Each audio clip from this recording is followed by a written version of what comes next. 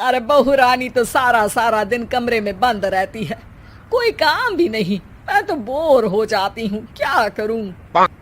तभी मीना की सहेली रीना उससे मिलने आती है।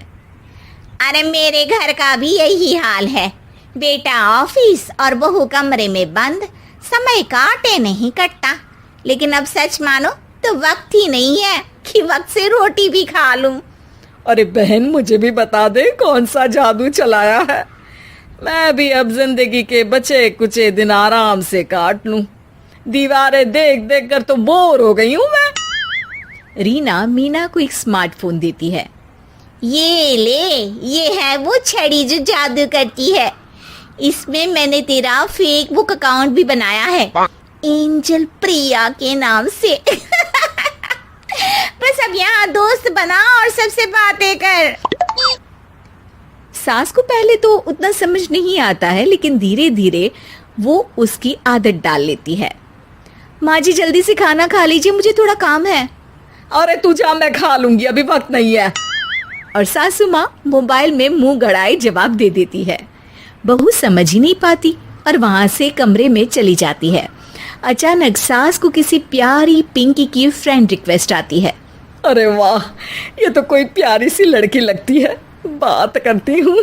सास फ्रेंड रिक्वेस्ट अपनाकर बात करने लगती है। अब क्या था, सास सारा दिन उस सहेली से बात करती, अपनी कहती, उसकी सुनती। एक दिन सास फोन पर ही सरगड़ाए।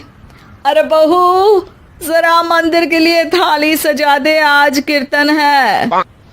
बहू फोन पर किसी को मैसेज टाइप करते कहती है। माँ जी क्या है, अब मुझे क्या पता कि आपको कौन कौन से भगवान की पूजा करनी होती है। तभी सास के पास कोई मैसेज आता है। अच्छा अच्छा ठीक है, रहने दे, मैं ही कर लूंगी। अब मैंने मना थोड़ी ना किया है, कर देती हूँ मैं। अब मैंने भी बोला ना कि थोड़ी देर में बात करती हूँ, तो मैं ही कर लेती हूँ, तू जा अपने कमरे में। बहू वहां से चली जाती है। सास मंदिर पहुंचती है और मंदिर की सीढ़ियों पर बैठकर सास फोन पर लिखती है। अरे मेरी बहू सारा दिन अपने कमरे में बैठी रहती है। वहां से रिप्लाई आता है।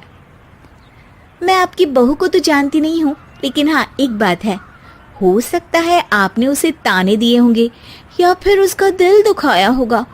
ऐसा करने पर बहुओं का मन ससुराल से हट जाता है। याद रखिए, बहू और बेटी में फर्क होता है।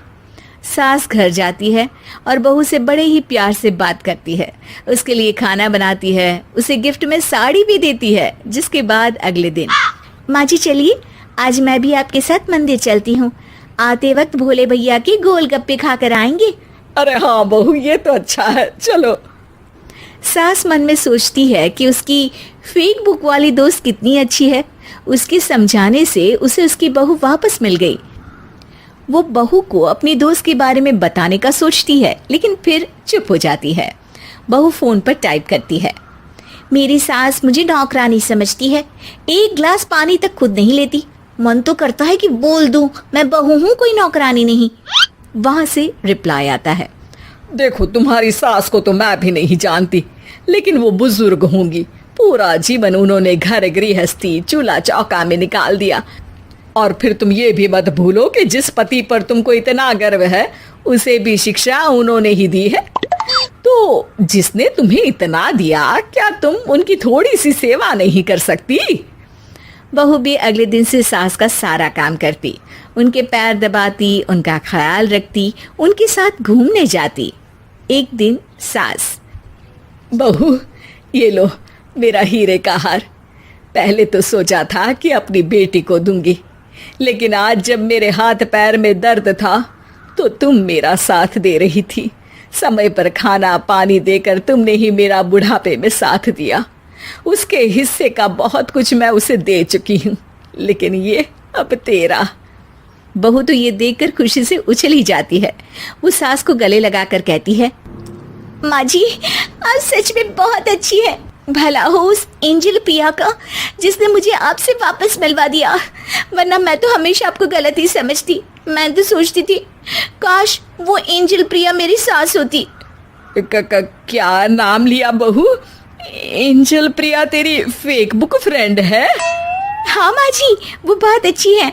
उन्होंने ही मुझे बताया कि सास की कीमत क्या होती है। अरे बहू, कहीं तू प्यारी पिंकी तो नहीं? जी माँ जी, मैं ही हूँ प्यारी पिंकी। क्यों? सास बहू को गले लगाकर कहती है। मैं भी यही सोचती थी कि काश प्यारी पिंकी मेरी बहू होती। शुक्रिया बहू। सासू माँ, शुक्रिया तो हम दोनों को फेसबुक और सोशल मीडिया का करना चाहिए, जिसने हम दोनों को एक दूसरे से दिल से मिला दिया। अब तक दोनों को समझ आ गया था कि जो खुशी वो बाहर ढूंढ रहे थे, सच में तो वो उनके घर में ही थी।